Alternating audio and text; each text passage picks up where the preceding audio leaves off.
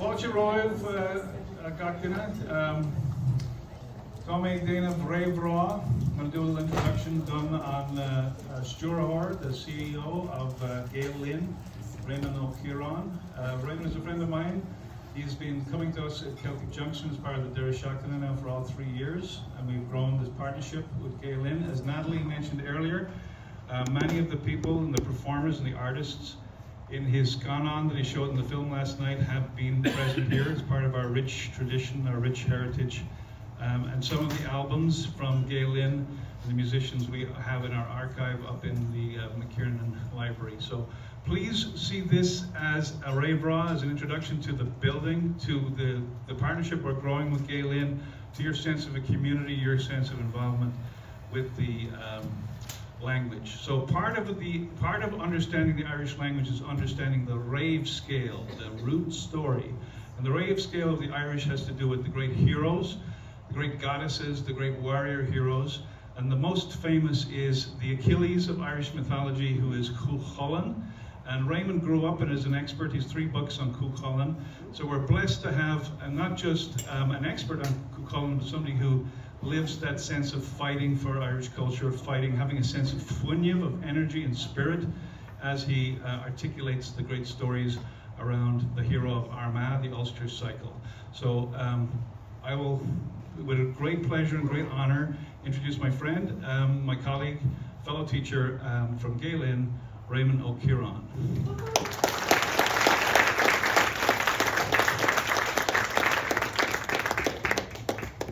Guracéad maigat a fádrig agus tá an ahas orm a bheith anseo iniu Lord libse Cuchulainn. Léach mór chuige olú, léach mór na héireann.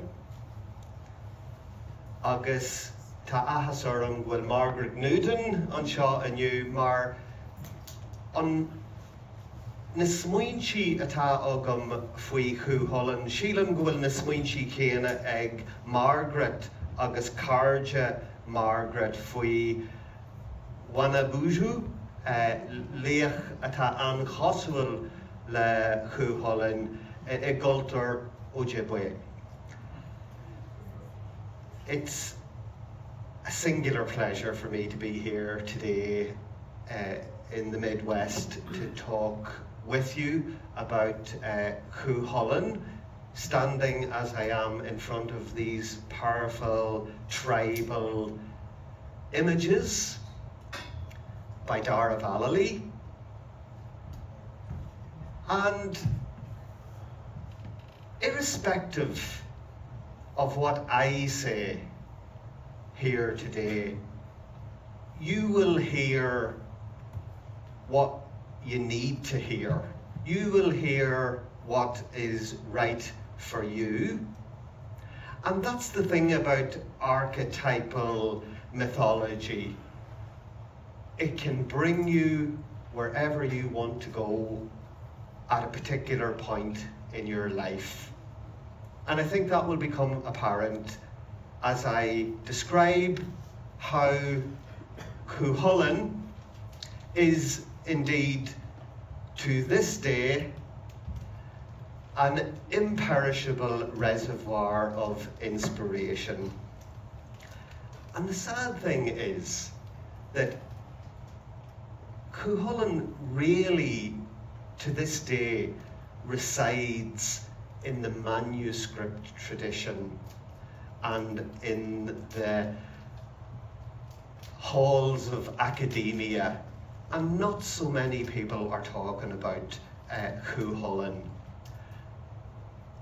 But the stories of Cuchulainn are amazing and can stand shoulder to shoulder with the stories, the Odyssey, and Roman mythology, as I think you will find out. Now, a little bit about mythology. We all have our own personal mythology, and every single night you all go on a journey, and only sometimes do you remember where you've been, but you go somewhere. And the somewhere you find yourself is the same territory from which we get our mythology. So take your dreams, your own personal dreams, and combine them together with the dreams of others in your family and others in your community, and combine them with the dreams of the rest of the people in your nation and in the world, and you get our collective mythology. They follow patterns throughout the world. They're not exactly the same, just like languages. Languages have many similarities, but they're not the same. And our mythological tales are very similar, but they have, as Joseph Campbell pointed out in his book that's over 70 years old, The Hero with 1,000 Faces, they have, in my case here today, a very Irish face. And each nation generates the heroes that they need. And just to point out before we get into the Cuchulainn stories, that the heroes we need today are not necessarily the martial heroes that we needed a millennium and a half ago. I think the heroes that we need today are not necessarily going to be male, and they're not going to rely on their martial prowess. Cuchulainn. Like many heroes throughout the world, Beowulf, Rostrum, Achilles, and so on and so forth, Cuchulainn had a miraculous birth. In fact, he was born 3 times. And like many other heroes, Cuchulainn is a semi-divine, insofar as he has a maternal, an earthly mother, and a godly parent, of a father. And it is true that he was born 3 times. One time, the women of the mythological centre of Ulster, Owen, today called now Navan Fort, the women couldn't be found anywhere, but there were flocks of exotic birds on the fields in front, below Owen, and they were devouring everything that they could. And the men of Ulster said, we better chase these birds, or sure there'll be nothing left for us to survive on throughout the long winter. And they decided to jump into their chariots and chase these strange birds. And birds are often a motif in these stories for the other world. And they did indeed chase these birds, who led the men of Ulster to Brú na Bóinne, or New Grange, and a very heavy downfall of snow occurred that night, and they were required to seek shelter. And that particular night, a lady in the house gave birth to a boy, and a mare dropped two foals simultaneously. And these two mares were these two foals were to feature later in Cuchulainn's life. And sadly, this boy, that Jaitira, who was the sister of Conor MacNeasa, the king of Ulster, and Jaitira helped to nurture this boy, as we've already said, perished. And even though Jaitira only helped with the nurturing of this boy for a few hours, she was badly affected by its death, and she decided to resort to what many people resort to, and that is strong drink, back at Owen Waha. But didn't a little sprite of a creature jump into her mouth from her drink, impregnating her, which is a symbolic way of expressing what actually happened.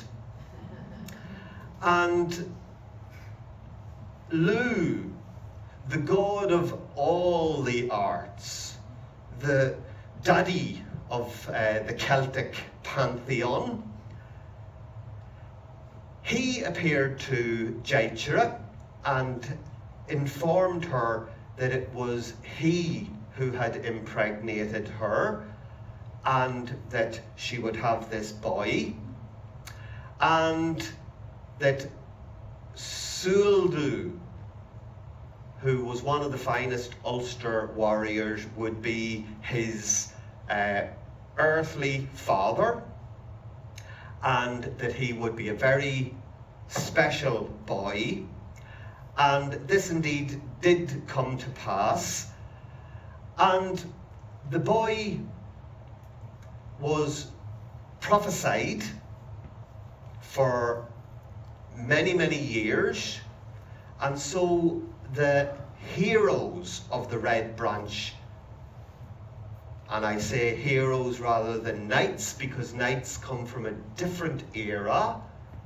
We don't have any shining armour at this stage. The heroes of the Red Branch, based around Navan Fort in Armagh, they all vied to rear this special boy, and it was agreed that they all would take turns. You know, the best poets would teach Shedanda, who this was his name. The best martial artists, well, they would teach him the art of warfare, and the greatest historians and legal minds would teach him all the important aspects of his tribe. And this indeed is how Cuchulainn was reared, and he was called Shedanda. And Shedanda is now realised as Setanta, but originally Setanta would have been said as Shedanda, and the first element of that word is road, shade. It's an old Irish word for road, Shedanda, which is an even better term for a semi-divine hero, for a demigod, because it means knower of roads and ways. And this knower of roads and ways, even though he was very young, was reared by the best, we've already said. And he was reared at Dundalk, which is now in the Republic of Ireland, but at that time everything north of the Boyne River was Ulster. And the counties, by the way, only came in a lot later. And he was prophesied, and indeed he lived up to his prophesied greatness, for around the Castletown River in Dundalk, the boy was fearless. And he was very interested in the warriors that could be seen marching along the Castletown River north towards Owen Waha. And he really, really wanted to follow them and be one of them. But his mother said, "You're too young." But one day, didn't he spy a very large water hound, Dorchu, Dor meaning water, as in Gidor, inlet of water, as in Dover also. Dor is water, and Dorchu is a water hound, and that's how we say otter in Irish. And the boy, Shedanda, knower of ways and roads, saw this water hound, and it had evaded all the other great heroes in their hunting escapades. But the very young boy, probably about 4 or 5 at this stage, slew the water hound. And it's from that episode that we are in no way surprised when the boy goes on to do even greater deeds. And the thing about it is that they had held a feast that night to celebrate the Shedanda boy slaying this gigantic water hound. And Cafu, who was the archdruid in the area, said that this boy will do great deeds for Ulster, and not only that, his last deed will be the same as his first. Please remember that, because it's going to come in useful later on for you. His last deed will be the same as his first. He had his young mind filled with the stories of the great warriors of Navan Fort, men like Conall Cernach, the victorious in battle, like Fergus MacRoy, the young king who gave over his throne to Cuchulainn's uncle, Conor MacNeasa, for a year. But at the end of the year, Crocher MacNeasa refused to let him back onto the throne. And Shedanda decided to go one day, following these great warriors, walking north to Owen Waha, disobeying his mother, but following a greater inner voice. And he walked at night, and he passed the time by hitting his slither into the air with his caman and dashing ahead and catching it before it hit the ground. He also threw his spear and did likewise, dashed ahead and caught the spear before it hit the ground. And in that way, he was able to avert his thoughts from all the dangers that a young boy would face at night. At that time, there were ferocious animals in Ireland.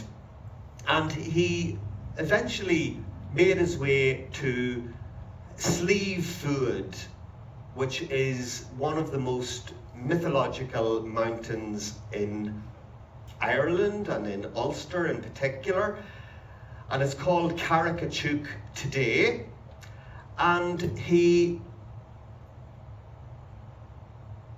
rolled up moss on his shield for a pillow and fell asleep, and he was awakened the next morning by the sound of another bird, the morrigan, which you may have heard of, and that is made up of two Irish language words, Mór Riana, the great queen, and in this instance the great queen appears as a scald crow. You know those crows with grey backs? Like ravens, only they're actually crows with grey backs. Scald crows, we call them.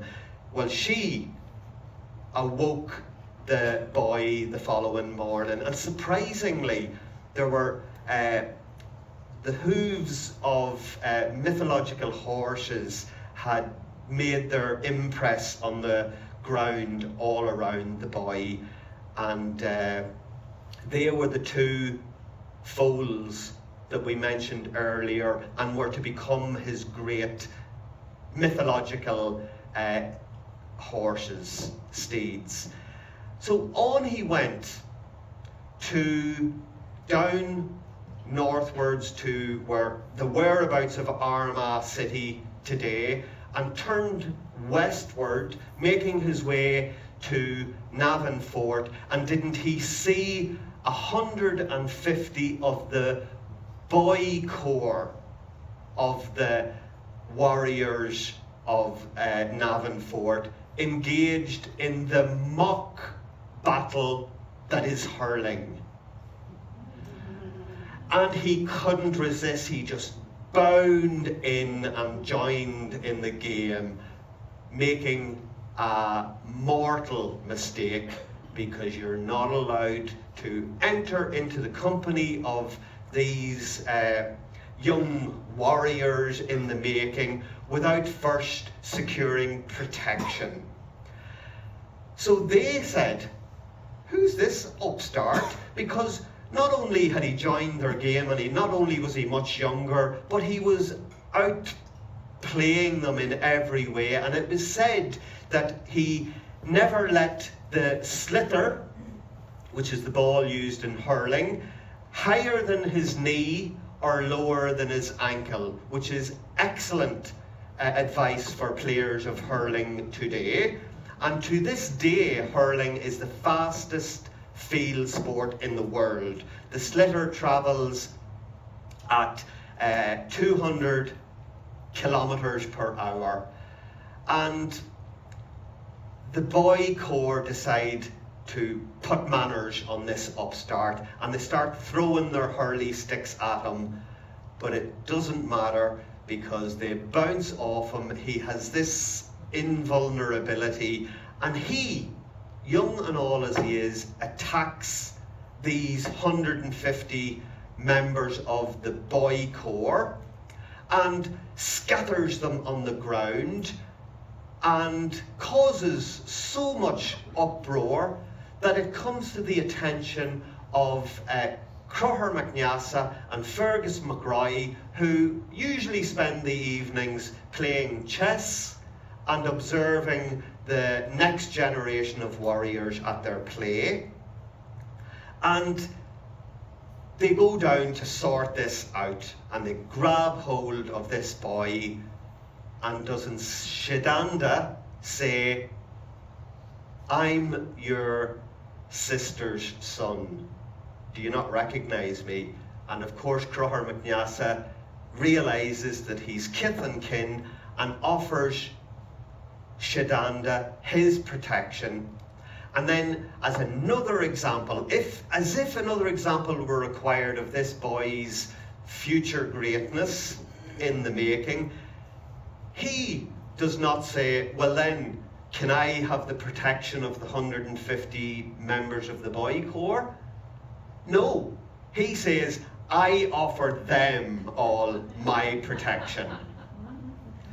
And from that moment on, we are told in these stories that Shidanda took pride of place in the king's palace, in a 40-meter structure, which is an indication of mythology being ahead of archaeology, because only now are archaeologists and scientists establishing, yes, that there was a 40-metre structure there, like a banqueting hall, that went on to be used in sacrificial rites.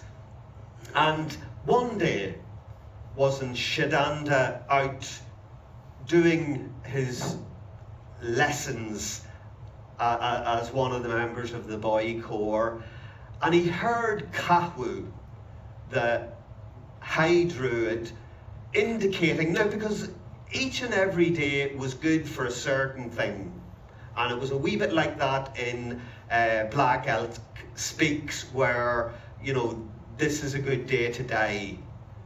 That's totally opposite to what everybody believes nowadays, where today is a good day, you know, not to die. Today is a good day to preserve yourself at all costs. And Shidanda heard Cahwu, his grandfather, saying that whichever boy takes up arms on this day will live a short life, but their recognition, their name will last forever. Wherever Gaels gather together, they will be speaking of the whichever boy takes up arms today, like in St. Paul, Minnesota, where we're gathered and we're speaking of this very boy. And off Shidanda marches to his uncle the king and said, it's my day to take up arms. And to this very day, ladies and gentlemen, taking up arms is a huge responsibility. Some people should not be allowed to take up arms. But this boy said, it's my day. We've all heard what Cahwu, the druid, and who here is going to turn the word of the high druid in his mouth? Nobody. In fact, the druids were higher in esteem than the kings. They spoke before the kings. And they decided, well, okay, if Cahwu says that this guy, this young boy, Shidanda, is to take up arms, let's give him arms. And they give him shields with their boss. Bula boss is Bula boss, but they all had bossana on these shields, this embossed feature, but they weren't good enough for him. He broke them into smithereens because he was special. They gave him spears and he broke them on his knees. They give him actually a two-wheeled chariot, and he smashed them to bits because they were not good enough for his greatness. And we need to have the right implements at our disposal if we're going to comply with our great work in this world. But eventually, only the weapons of the king, his uncle Conor MacNiasa, were a fitting match for this boy, Shidanda. And having taken up arms, he decided to go off and prove himself and make a kill on behalf of his people. And this is one very significant point. He goes off seeking the sons of Neachtan, about whom it had been said that they had slain more Ulster men in the past than are still alive today. So what he was seeking out was worthy opponents. And this is an important theme in these stories. In fact, other warriors refused to fight Shidanda when he grew older because he was too young and he would not be a worthy opponent. And like that, this very young boy sought out Ulster's greatest enemies, who had various forms of invulnerability. But Shidanda, having recently taken up arms, slew each one of them, all three of them, in single combat, using a variety of tactics. And it's the first time that the boy, Shidanda, went into his warp spasm. The warp spasm is very much like a berserker of a different era, where his hair spiked up, one eye went away back into its socket and the other went away out, bulged away out, his jaws distended, the muscles in the calves in his legs revolved and rotated round to the front, the heels came round to the front, and he gave off a hero's light. And this is the first time that Shidanda took on this warp spasm. And he was making his way back to Auanwaha with the heads of the sons of Neachtan he had just slain bobbing on his belt.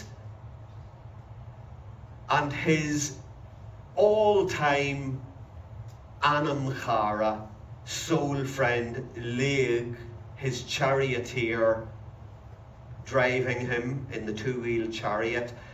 And didn't he spy a stag, a glorious beast, and he decided to jump off the two-wheel chariot, and whatever magic he had, he was able to subdue this stag and tie it to the frame of his chariot and bring it back with him on the journey. And then he saw a flock of swans, and he had this wonderful technique of stunning birds with his sling. He obviously knew where to strike these birds so that he wouldn't kill them but stun them, and he stunned 20 swans and tied each one on an individual thread to the frame of his chariot. And this is the way he is returning to Navan Fort, with the heads of the slain sons of Neachtan bleeding and bobbing on his belt, the 20 swans delaying the progress of the chariot, and the stag for the feast. And didn't the men of Ulster see what was approaching? And they said, what will we do if he comes? Because when Shidanda, later Cuchulainn, was in his warp spasm, one thing about that is that he couldn't distinguish between friend and foe. Everybody was in mortal danger. So what they did is what women have resorted to, and that's what they did. The men were talking about, oh, let's go out and stab him or tie him up. Or the women held conference and decided to go out, and other women have used this technique throughout the history. They went out, formed a phalanx against the approaching boy, and bared their breasts, so he would be in some way bounced out of his warp spasm. And it seems to have worked, because he averted his gaze, and they took hold of him and put him into a huge vat of water which exploded with his manly vigour. But they had a second vat prepared and it boiled over. Such was the energy emitting from this young boy. And in the third vat, thankfully, his composure was restored. And here we have the boy now. He's proven that he is a warrior of great proportions in the making. And one day doesn't a stranger arrive into Owen Waha, and that is Cuchulainn from a house, a forge, one of the best makers of weaponry in the whole of Ulster. He could make shields, this Cuchulainn fella, that were able to summon the great waves of Ireland at a time in need. And he wanted the king, Crochar MacNeasa, and the men of Ulster, the warriors of the Red Branch, to go to his home on the side of Slieve and have a feast. There was a lot of feasting in these stories and a lot of drinking, but no drunkenness. That was frowned upon. In fact, anytime we do get drunkenness, shortly afterwards there's a downfall of some description. And the Crochar MacNeasa says, yes, let's go for this feast, because you did not refuse hospitality in those days. And they head off to South Armagh to have the feast and discuss matters of the day. And they decide to bring Shedanda with them to show off the prowess of this wonderful young warrior. And do you know something? He is finishing off a game of hurley, and he says, "Oh, go ahead. I'll follow on, and I'll be there later on. I'm doing something more important here." And yes, he finishes the game of hurling and follows the tracks of the chariots all the way over the hills of South Armagh to the side of Slieve Gullion, one of the most mystical, magical, sacred mountains in Ireland. And what had happened previously is that Cuchulainn said to Crochar MacNeasa and Fergus MacRoy and Conall Kernach, "Is there anybody else in your party to arrive?" And they forgot about the boy. And didn't Cuchulainn let out his ferocious Irish wolfhound to protect his flocks and also to allow the men to drink freely without fear of being attacked, because this hound was huge. And in fact, not so long ago, they came upon the skull of a gigantic canine creature in a man-made lake used to water horses, not far from Navan Fort. The biggest hound, they say, that was ever in Ireland. So again, archaeology mirroring what the stories of mythology had been indicating for a millennium and a half before that. So the boy arrives, and didn't they hear the unmerciful growls and screeches and scrabs out in the darkness? And that's when they remembered the boy. And up jumped Fergus MacRoy, one of the greatest warriors in Ulster, and indeed Shedanda's foster father. And fosterage was very important, even as important as familial ties. He jumped out to save the boy from mortal danger, and in he lifted the boy who was saturated with blood, but it was the hound's blood, because Shadanda had lifted the hound off the ground, because he had before that shot a slitter down its gullet, right down its gullet. The slitter passed through the hound's intestines and out the other end, bringing a bloody mess with it. And then he lifted it and crushed it against a standing stone. And everybody was relieved that it was the hound that had been slain and not Shadanda. But you know something? When Cuchulainn got thinking about his hound, which was as close to him and as valuable to him as any member of his family, he got annoyed and he wanted recompense. Again, he wanted a sufficient recompense, not anything trivial. And they were almost coming to blows and maybe in danger of a battle breaking out. And in jumped Shadanda and said, until a whelp of similar status can be sourced, I will be Cuchulainn's hound, thus gaining his heroic name, Cuchulainn, the Hound of Cuchulainn.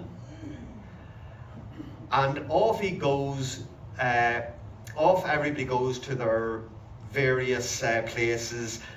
Cuchulainn now is protecting Cuchulainn's forge, and eventually he makes his way back to Owen Waha, but there's a problem. And the problem is that the women are allowing their eyes to rest and linger a little bit too long on this attractive, muscular hero that everybody's talking about. And the men become jealous. And they want to marry him off for two reasons. Number one, so that their women will, start thinking a little bit more about them rather than Cuchulainn, as he's called now. And the second reason is that they were very keen to have Cuchulainn sire a son. So they sent emissaries to the four corners of Ireland, and Ireland doesn't have corners, but I think you know what I mean, to find a suitable partner for Cuchulainn. And he wasn't overly fussy, really, for such a wonderful person. All he required of his lady was that she be beautiful, shapely, able to sing, able to write poetry, excellent at embroidery, and pure. So I'm just scanning the room here, and I'm very confident that nearly all the women here would be able to comply with those conditions. I'm a wee bit concerned about the embroidery, but the rest, no problem. And look, they couldn't find a suitable partner for Cuchulainn. So out went Cuchulainn himself, because he had heard that there was one lady ever. And that's how you said it in the olden times, ever, and nowadays you say emer. But in that time it was ever. And he goes and he meets up with her, and he meets up with her sisters, and they talk in riddles, they talk in an archaic form of language, and Cuchulainn describes himself in detail and his great prowess, and she explains what she demands of a suitable partner. And anyway, it doesn't matter what either of them say, and that's called the wooing of Emer, because Emer's father, Fergal, finds out, and he wants to put the kibosh on this, and he goes to Owen Waha, sort of dressed up as an exotic traveller, and he says, "Oh, I've heard about this Cuchulainn. He'll never be the greatest warrior in Ireland if he doesn't go and learn warfaring under Scahach on the Isle of Skye in Scotland."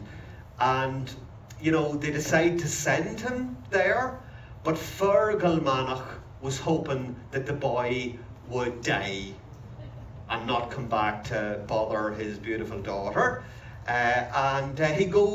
Cuchulainn goes to the Isle of Skye, and the Isle of Skye is very much like the other world, because Emer was Cuchulainn's great love, and he was never unfaithful to her, except in the other world.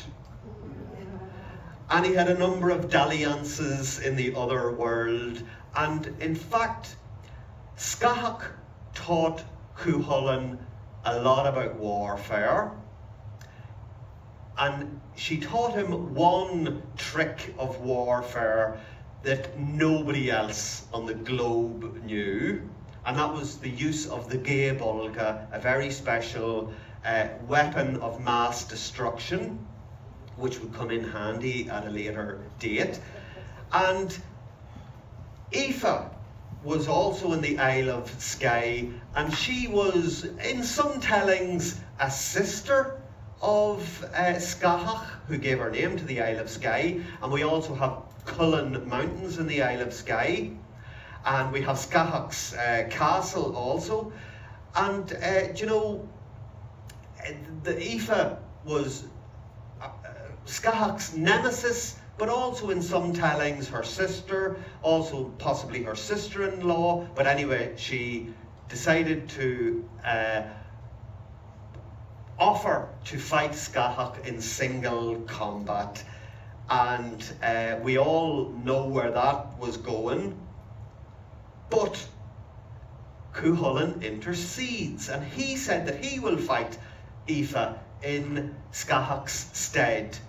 And do you know something? Aoife is getting the better of this Ireland's greatest warrior. And before fighting began, Cuchulainn had asked Aoife's entourage, you know, what is the most important thing for this lady? And he was told that it actually is her horses. And Aoife is just about to, you know, get the better of Cuchulainn, and Cuchulainn whispers in her ear, "Is that your chariot and horses going over the side of the precipice there, down the cliffs on the Isle of Skye?" And she goes, which allows him to grab her, to subdue her, and he's just about to press his sword through her breast, and she says, "A life for a life." And he agrees. He agrees to have a child with her, and they spend some important moments together, and lo and behold, Aoife is pregnant, and Cuchulainn says, "Take this thumb ring, and when that thumb ring stays on the boy's finger, send him back to Ulster, but tell him that the following taboos will apply." And taboos serve to heighten the tension in these stories. The taboos in question for the boy is that he should never refuse combat, and never say his name. So back goes Cuchulainn to Ulster. He has married Emer at this stage, and things are going well. Cuchulainn is the warrior par excellence, and everything's going very, very well, despite Brickera of the evil tongue, and there's one in every audience.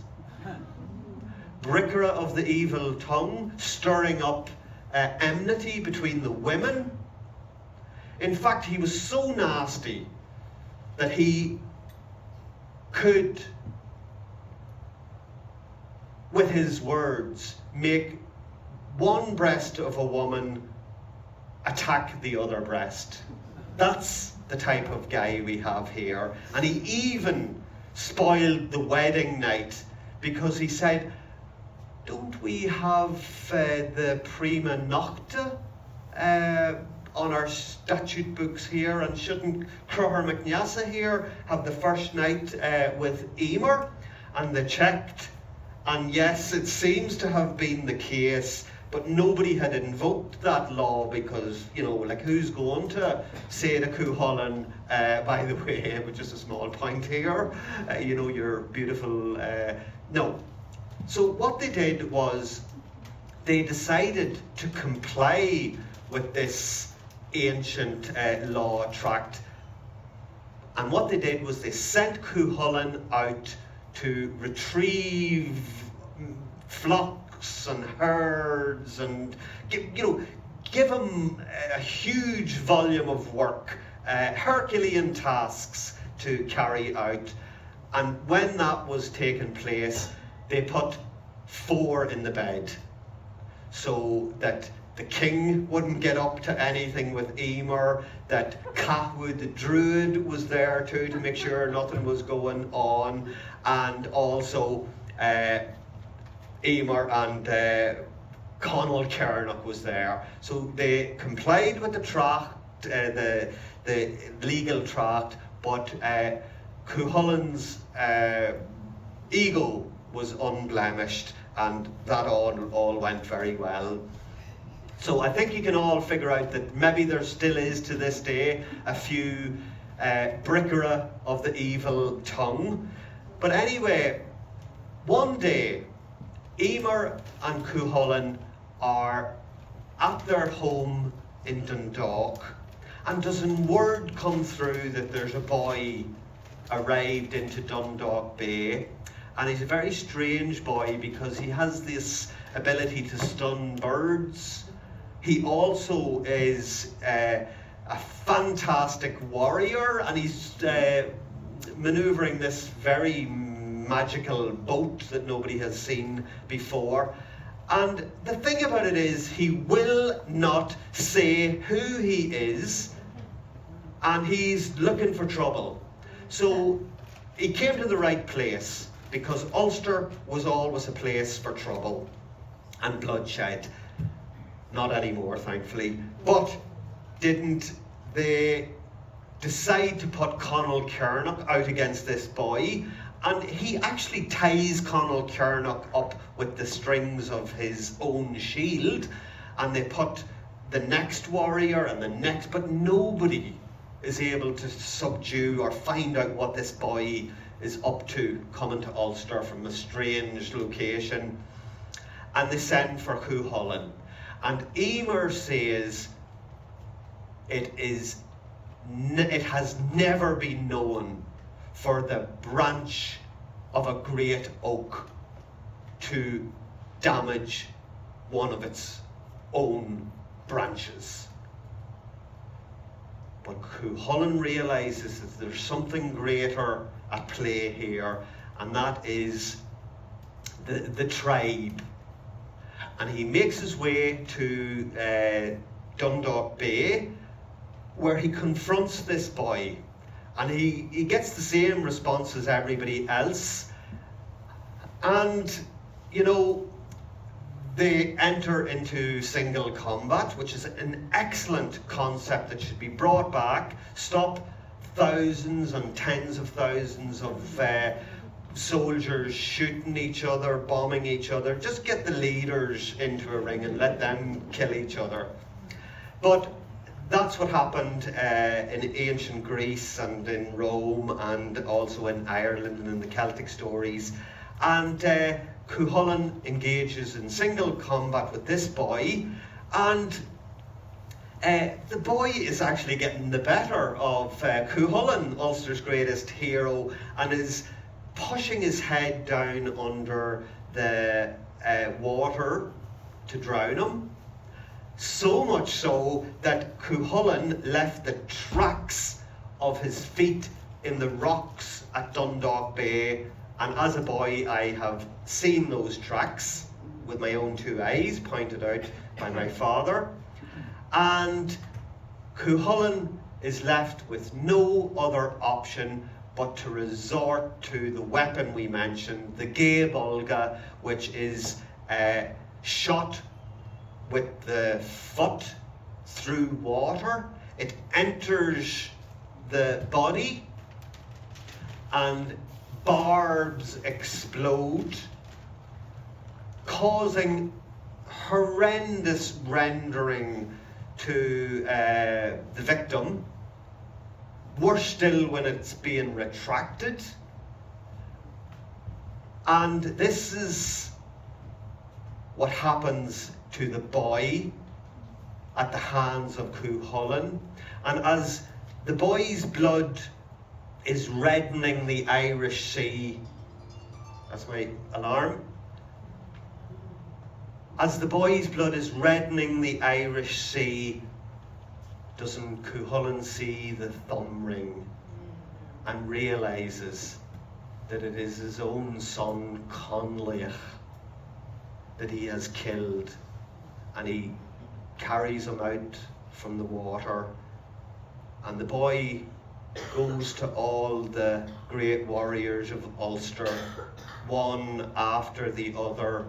He puts his arms around them and says, "If only I had lived longer, I would have done such great deeds with you for Ulster." And he's buried there, and a standing stone is raised, and in recognition that he is the son of Ulster's greatest hero, Cuchulainn, no calf is let suck its mother for 3 days. Now, another thing is brewing. In Connacht, there's a king and queen, Ailill and Maeve, and Ailill says to Maeve in bed this night, "Do you know, I've just been thinking," and he's sort of bigging himself up. He's getting ready for some love and romance. And he says, "You know, you're a whole lot better off now that you've married me." And she flies into a rage and says, "Well, let's just put this to the test." And they bring all their possessions out and count them. All their pots, all their urns, all their precious items. And you know something, they actually were fairly even, except that Ailill had a very special bull, the White Horn of Connacht, and Finvanach. And Maeve wanted a bull not to equal Ailill's bull, but to slaughter Ailill's bull so that she would be greater, stronger, better, more powerful than her husband.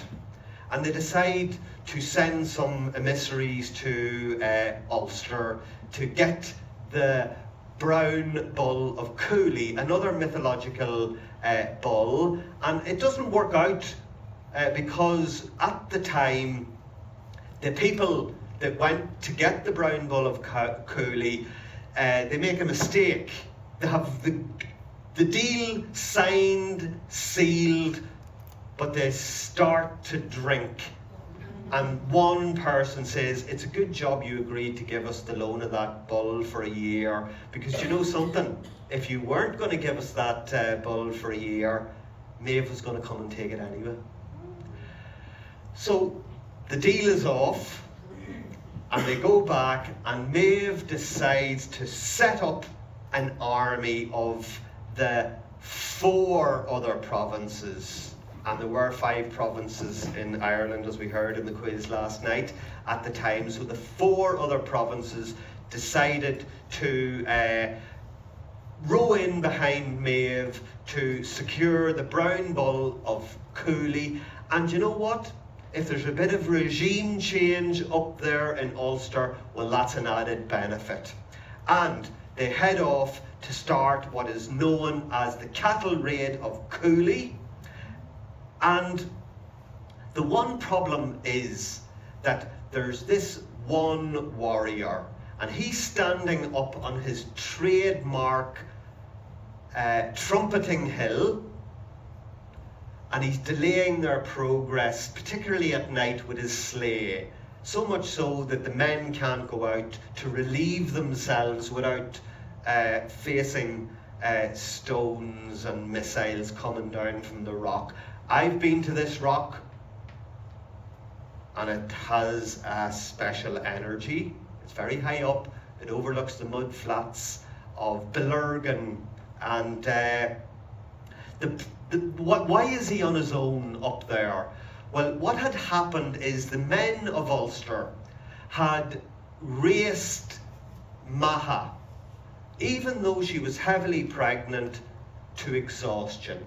And Maha is the goddess of the land. She's the very sovereignty of the territory. She is the land, the river, the trees. She is what sustains everything. And what have the men done to her? They've raced her against the king's horses, even though she's heavily pregnant, so much so that she puts a curse on them. Now she wins the race, gives birth to twins, thus naming Ó and Waha, the twins of Maha, now called Navan Fort. And she curses the men of Ulster that they will have the pangs of birth when they need their strength the most, i.e. now when they're being attacked by the 4 provinces of Ulster under Maeve. But we have one hero, Cuchulainn, who is free of the sin of his people, free of original sin, if you like, because he is not of that. He wasn't originally one of the heroes of Navan Fort, and that's why he's on his own.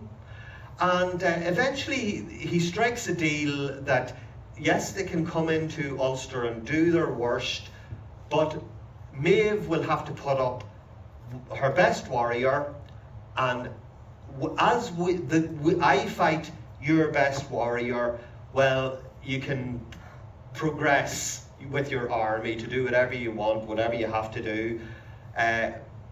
But if I defeat your best warrior in single combat, you have to stop. And it's only a delaying tactic.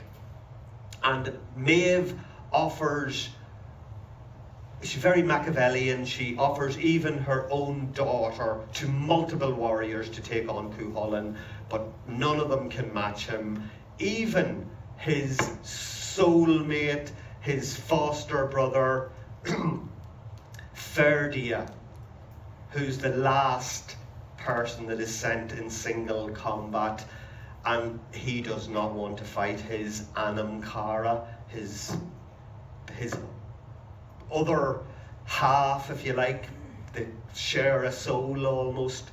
And but anyway, they fight for 3 days and 3 nights, and there's a beautiful description of when they end each night, because they haven't been able to conclude the battle. Their horses graze the same grass. Their healers provide the same curing herbs for both warriors. The men that are part of the entourage sit around the same fire, and they kiss 3 times before parting each night. But eventually,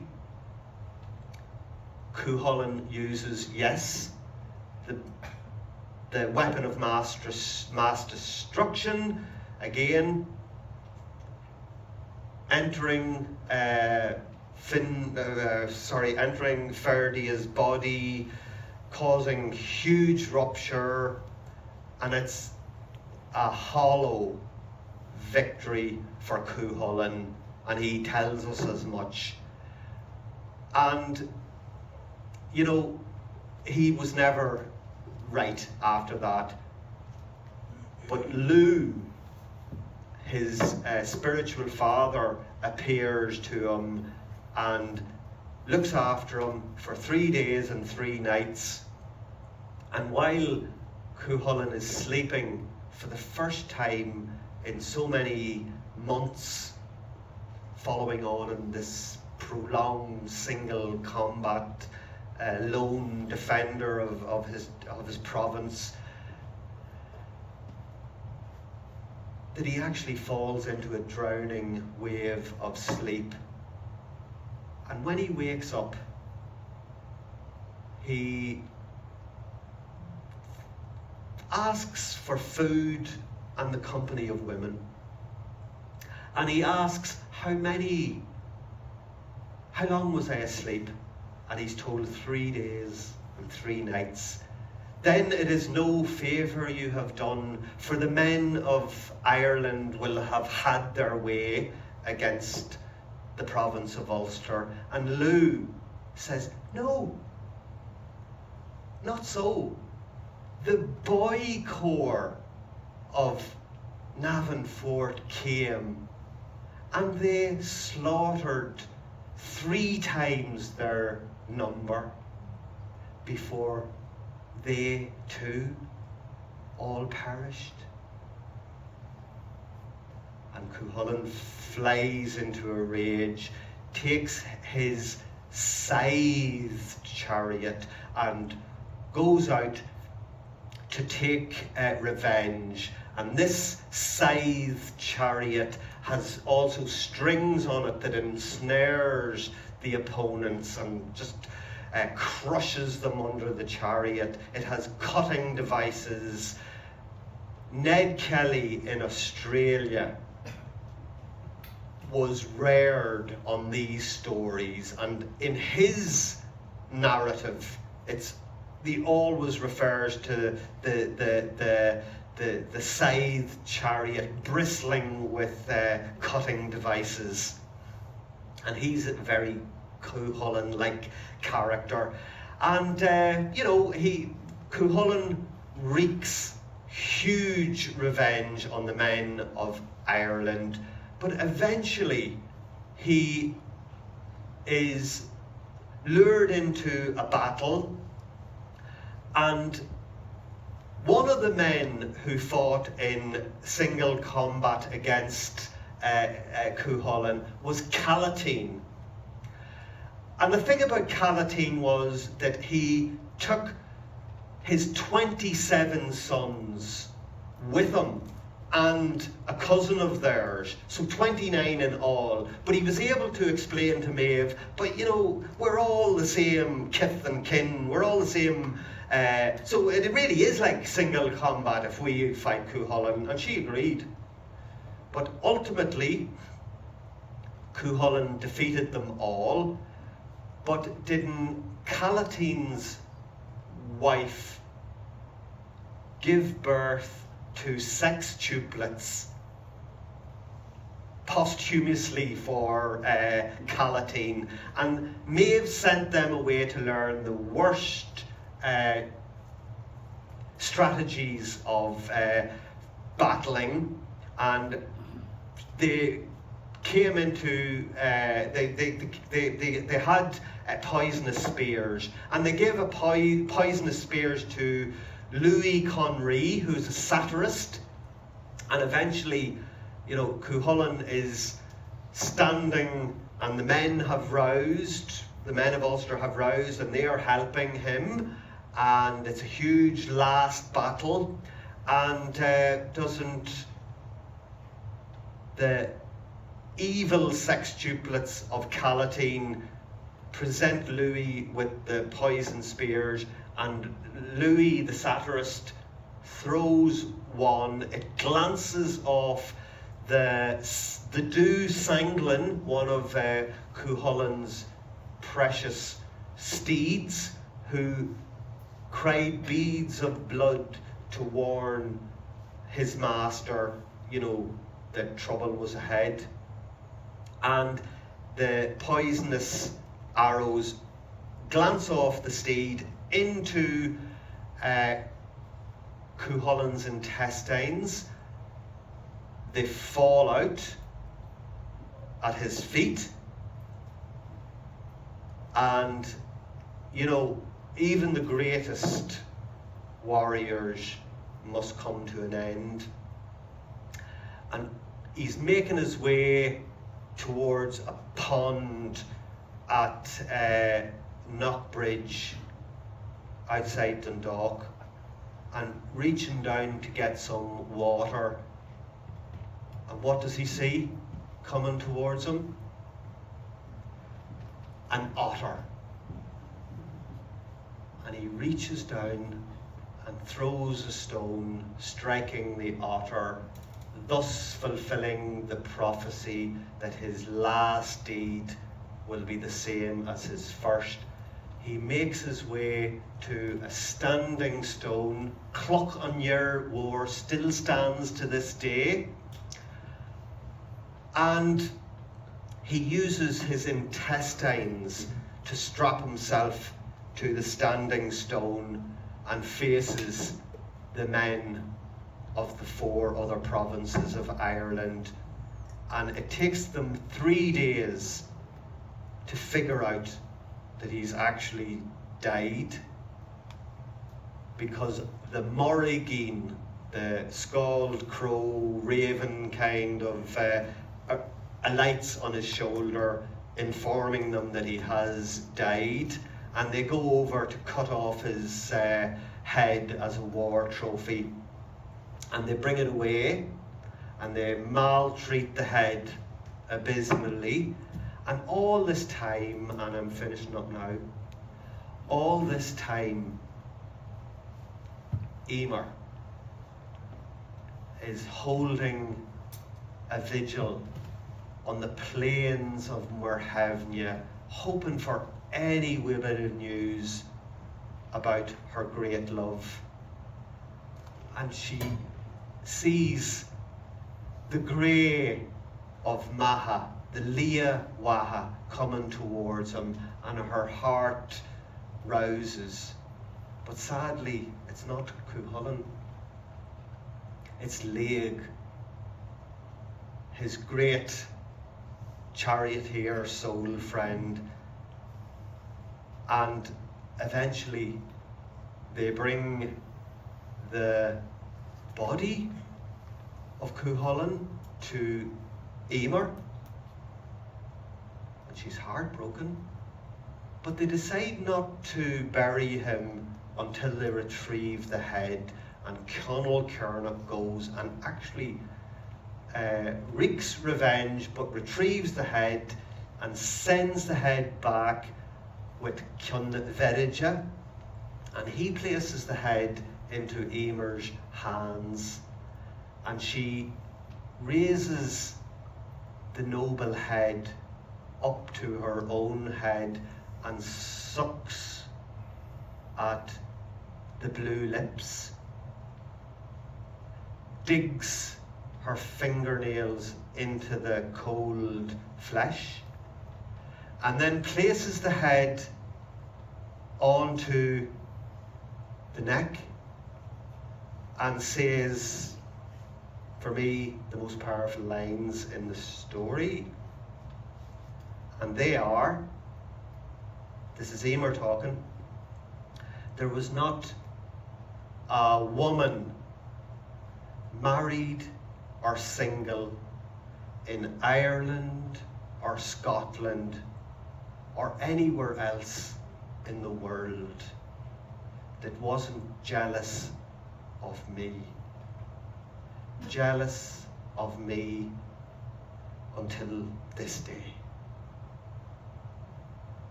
And that's the story of Cuchulainn, put in an abbreviated fashion for you. Guramaigad.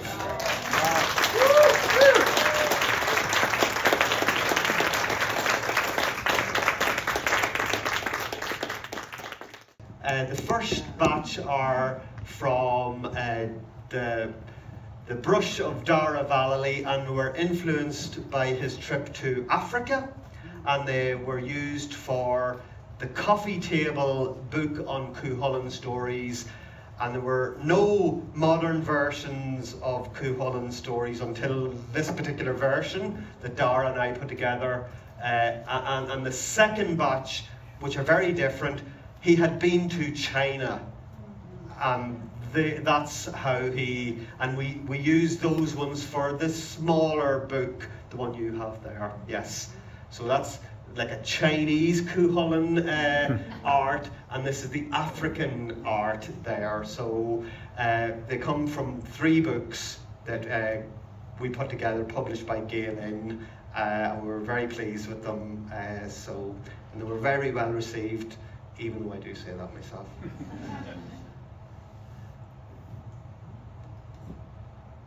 That was wonderful. Thank you. Thank you so much.